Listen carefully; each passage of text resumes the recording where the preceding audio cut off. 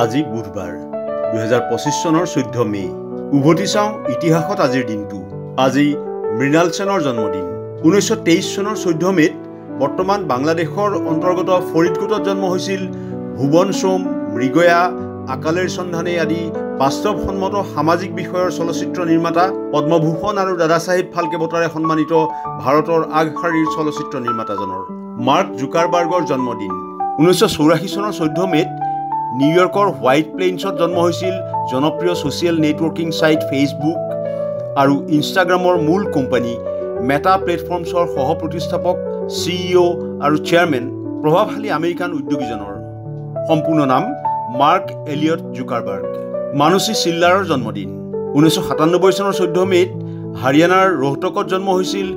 ইণ্ডোনেছিয়াৰ জাকাৰ্টাত অনুষ্ঠিত ত্ৰয়োদশ বিশ্ব সুন্দৰী প্ৰতিযোগিতাত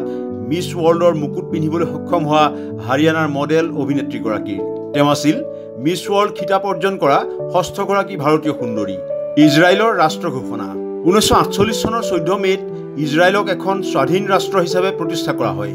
ডেভিড বেন গুৰিয়ানৰ নেতৃত্বত ইহুদি পিপলছ কাউন্সিলে টেল আভিভত ইজৰাইলৰ স্বাধীনতা ঘোষণা কৰাৰ পিছতে পেলেষ্টাইনত ব্ৰিটিছ শাসনৰ অন্ত পৰে মহাকাশ কেন্দ্ৰ স্কাইলেবৰ উৎক্ষেপন 1973 চনৰ 14 মেত আমেৰিকাৰ প্ৰথম মহাকাশ কেন্দ্ৰ স্কাইলেব উৎক্ষেপন কৰা হৈছিল চেটাৰ্ণ ভি ৰকেট ব্যৱহাৰ কৰি উৎক্ষেপিত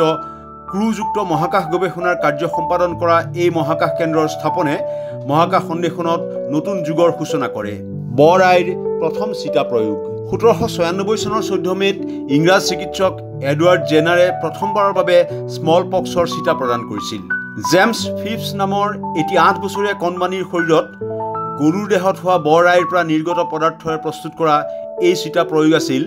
স্মল পক্স বা বৰ আই নিৰ্মূল অভিযানৰ সফল আৰম্ভণি ফ্ৰান্সৰ সিংহাসনত বহিল 4 বছৰীয়া চতুৰ্দশ লুই 1643 চনৰ 14 মেত পিতৃ ৰজা ত্ৰয়োদশ লুইৰ মৃত্যুৰ পিছত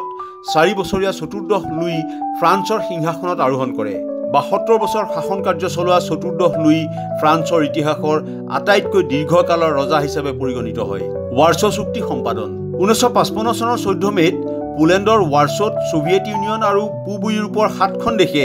বন্ধুত্ব আৰু পাৰস্পৰিক সহযোগিতাৰ উদ্দেশ্যে ৱাৰ্ছ চুক্তি সম্পাদন কৰে পশ্চিম জাৰ্মানীয়ে নাটোত যোগদান কৰাৰ পিছতে পশ্চিমীয়া মিত্ৰতাক প্ৰতিহত কৰাৰ লক্ষ্যৰে স্থাপিত এই চুক্তি গুৰুত্বপূৰ্ণ বিবেচিত হৈছিল লণ্ডনৰ আলোচনালৈ সন্মতি মহাত্মাৰ 1931 চনৰ 14 মেত মহাত্মা গান্ধীয়ে ভাৰতত বিদেশী সামগ্ৰী বৰ্জন বন্ধ অন্ত পেলোৱাৰ বিনিময়ত লণ্ডনত ব্ৰিটেইনৰ পৰা স্বাধীনতাৰ বিষয়ে আলোচনা কৰিবলৈ সন্মত হয় গান্ধী আৰু ইন চুক্তি সম্পাদনৰ পিছত এই বুজাবুজিৰ পৰিৱেশ গঢ় লৈছিল পাৰাগুৱেৰ স্বাধীনতা 1811 চনৰ 14 মেত পাৰাগুৱে স্পেইনৰ শাসনৰ পৰা স্বাধীনতা ঘোষণা কৰে পাৰাগুৱে গণৰাজ্যৰ আনুষ্ঠানিক ঘোষণা পিছত হৈছিল যদিও 14 মে তাৰিখটো দেশখনৰ স্বাধীনতাৰ বাস্তৱিক আৰম্ভণি বুলি গণ্য কৰা হয় LTTE নিষিদ্ধ ঘোষণা ভাৰতৰ 1992 চনৰ 14 মেত ভাৰতে অবৈধ কাৰ্যকলাপ প্ৰতিৰোধ আইনৰ অধীনত শ্ৰীলংকাৰ উগ্ৰপন্থী সংগঠন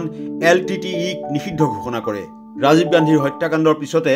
ভাৰতে সংগঠনটোৰ বিৰুদ্ধে এই কঠোৰ সিদ্ধান্ত গ্ৰহণ কৰিছিল সৰ্বাধিক মূল্যত বিক্ৰী গুটেনবাৰ্গ বাইবেল 1987 চনৰ 14 মেত নিউয়ৰ্কৰ ক্ৰিষ্টিজত এজন জাপানী ক্ৰেতাই এখন গুটেনবাৰ্গ বাইবেল $54 লাখ ক্ৰয় কৰে জাৰ্মানীৰ মাইনজত জোহানেছ গুটেনবাৰ্গে ছপা কৰা গুটেনবাৰ্গ বাইবেলৰ এই বিক্ৰীয়ে সেই সময়ত ছপা কিতাপ এখনৰ বাবে সৰ্বোচ্চ মূল্যৰ অভিলেখ গঢ়িছিল ইনফৰমেশ্যন ডেস্ক প্ৰথম খবৰ